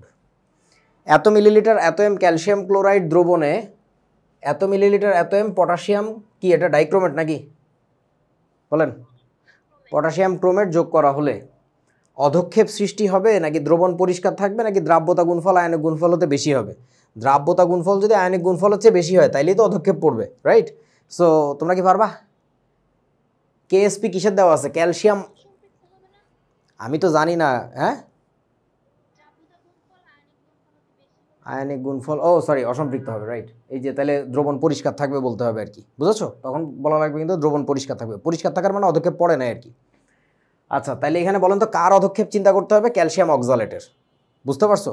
অক্সালেট না, সরি, ক্যালসিয়াম কি নাম, chromate, potassium chromate, calcium chromate আর কি।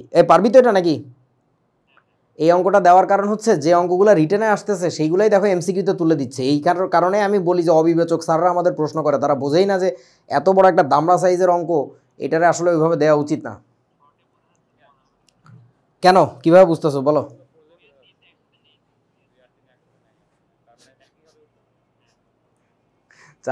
চালাকি অঙ্কের টেকনিক না দেখা দেখতেছে এরা চালাকি পারে কতখানি, পোলা পাইন। আচ্ছা, যাই হোক, তারপরে কি বলছে, দিব 2023 বন্ধু, ইমন চলে গেছে না। পি পাত্রে সিলভার ক্লোরাইডের দ্রাব্যতা গুণফল হচ্ছে এত। পি পাত্র কেডা? আচ্ছা, পি পাত্রে কেডা আছে, পানির মধ্যে সিলভার ক্লোরাইডের দ্রাব্যতা গুণফল এত, মানে বিশুদ্ধ পানিতে সিলভার ক্লোরাইডের দ্রাব্যতা গুণফল। পি পাত্রে ক্লোরাইড আয়নের ঘনমাত্রা নির্ণয় করো। পি পাত্র মানে এই যে প্রথমটাতে, হ্যাঁ করা যাবে, ব্যাপার না। আচ্ছা, তাই আমরা একটু করে আসি। গ নাম্বার, বলো কেমনে করব? পানির মধ্যে যেহেতু তার তো ইচ্ছা মতো সে ভাঙবে, তাহলে কি বলে AgCl, তাই না, সিলভার ক্লোরাইড, সে ভাঙবে কেমনে বলেন তো? Ag+ যোগ হচ্ছে Cl-।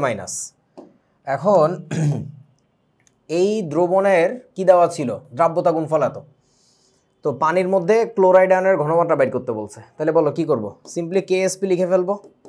কেএসপি হচ্ছে Ag+ আয়নের ঘনমাত্রা ইন্টু হচ্ছে ক্লোরাইড আয়নের ঘনমাত্রা। এত কাহিনীরও তো দরকার নেই, আমার এটা তো একবার লেখা যায় S² নাকি। তাহলে এখান থেকে আমরা বাইর করবো হচ্ছে এস এর মানটা, তাহলে √/KSP। কেএসপি কত, 1.7। ক্যালকুলেটর টিপ দাও, দেখো কত আসে, 10⁻⁻10 কত?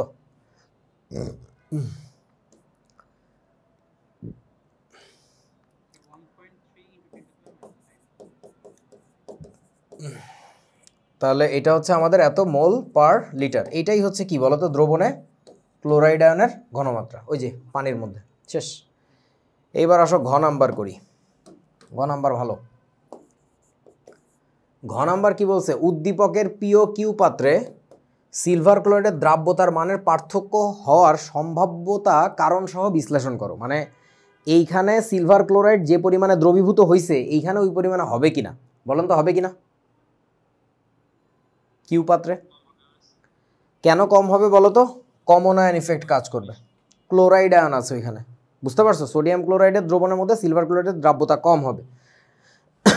সেই জিনিসটাকে তোমাদের গাণিতিকভাবে দেখাইতে হবে। গাণিতিকভাবে দেখাইতে গেলে কি করব আমরা, সোডিয়াম ক্লোরাইডের দ্রবণের ঘনমাত্রা কত ছিল 0.01 m, তাহলে আমরা লিখতেছি আগে থেকেই সোডিয়াম ক্লোরাইডের দ্রবণের যে ঘনমাত্রা সেটা ছিল ক্লোরাইডের ঘনমাত্রা, সেটা ছিল 0.01 m।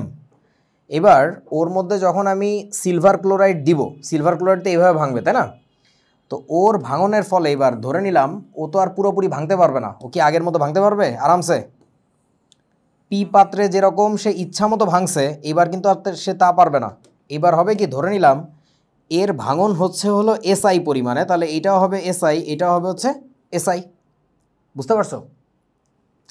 এখন কোনো একটা দ্রব্যের দ্রাব্যতা গুণফল যে ধ্রুবক সেটা তো অলওয়েজ কনস্ট্যান্ট থাকে, তাহলে আমরা কি লিখতে পারি অতএব কেএসপি অফ এজিসিএল, এটা কোথায় বলো তো?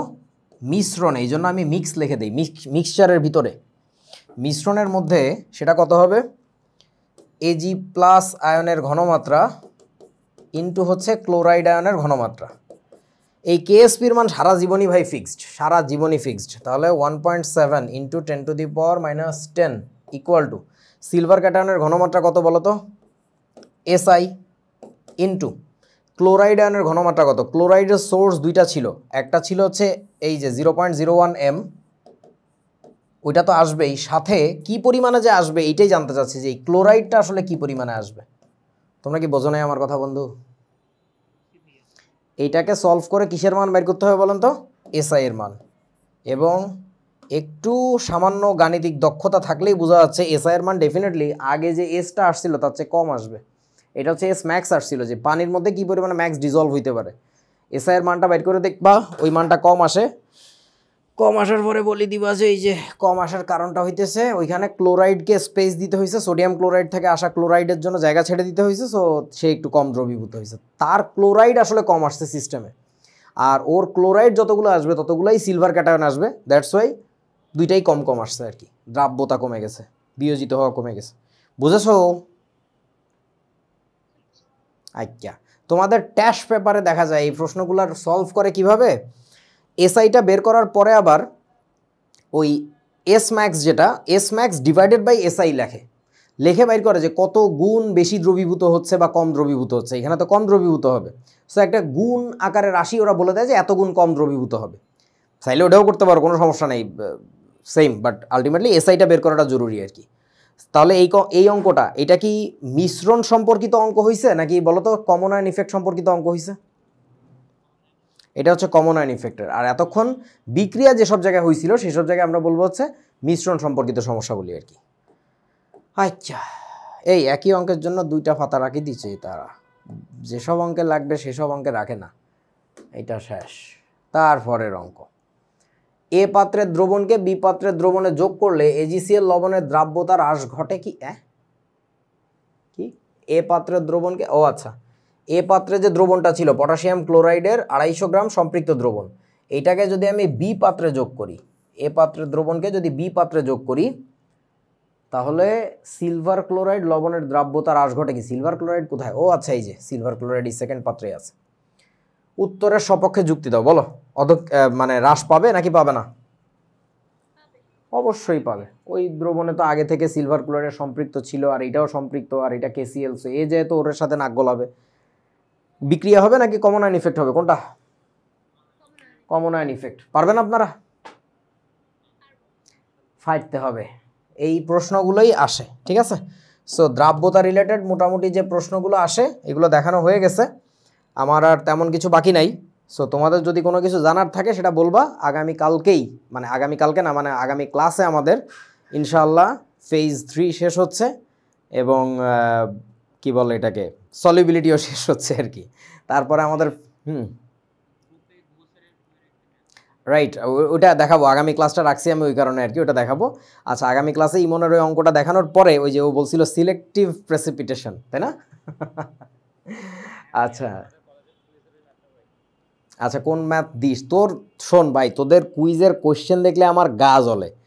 মনে হয় যে কাগজের পৃথিবীতে এত অভাব, গুড়ি গুড়ি গুড়ি গুড়ি গুড়ি গুড়ি করে একটার ফিন্ডির মধ্যে আর একটা প্রশ্ন যে ঢুকায় নটরডেম কলেজে, আমার রাগটা যে লাগে। আমি লেখা পড়ে কিছু বুঝতে পারি না। না, বুয়েটের প্রশ্ন এরকম হয় না, ফালতু কথা কইও না আর কি। বুয়েটের টার্ম ফাইনালের কোশ্চেনও এরকম হয় না, মেইন পরীক্ষার প্রশ্ন এরকম হয় না। সো যাই হোক, আমাকে একটু প্রশ্নটা আলাদা করে একটু ক্রপ করে দিস যে ভাই এইটুকু প্রশ্ন একটু দেখতো। ওকে, সো আগামী দিন আমরা ওইটা দেখবো, আর সেই সাথে একবারই দিয়ে চেষ্টা করব একটু ক্রোমাটোগ্রাফি দেখায় দিতে, ঠিক আছে? আর এই যে দ্রাব্যতার এই অংশটাতে তোমাদের আরেকটা বিষয় আছে, সেটা হচ্ছে যে আয়ন শনাক্তকরণ, তাই না? ক্যাটায়ন আর অ্যানায়ন শনাক্তকরণ, ওইটা নিয়ে আমরা কথা বলবো হচ্ছে ফেজ 4-এ, অর্থাৎ যেখানে আমরা মৌলের পর্যায়বৃত্তিক ধর্ম, রাসায়নিক বন্ধন পড়বো আর কি। ওকে, সো তোমরা যারা এখনও ভর্তি হও নাই, হয়ে যাও, মনে করায় দিচ্ছি আবার। আর এতদূর পর্যন্ত এসে বুঝতেই পারতেছো এভাবে গুছায় পড়ার কি মজা, তবে শেষ পর্যন্ত না গেলে আসল আনন্দটা হবে না আর কি। সো ঠিক আছে, আল্লাহ হাফেজ, দেখা হবে আবার পরবর্তী। হ্যাঁ বলো। ও হো, হৃদার এই ব্যাপারটা আমি দেখারই সময় পাচ্ছি না। আচ্ছা ঠিক আছে, এখন আবার নক করে আমি দেখতেছি, যারা ওই যে আগে থেকে টাকা দিয়ে রাখছিল ওই যে সিবিওসি 25-এর জন্য আর কি, তাদেরকে ব্যালেন্স তো করতে হবে আর কি। ওকে ঠিক আছে, তাহলে আজকে এই পর্যন্ত। হ্যাঁ, ওকে, আল্লাহ হাফেজ।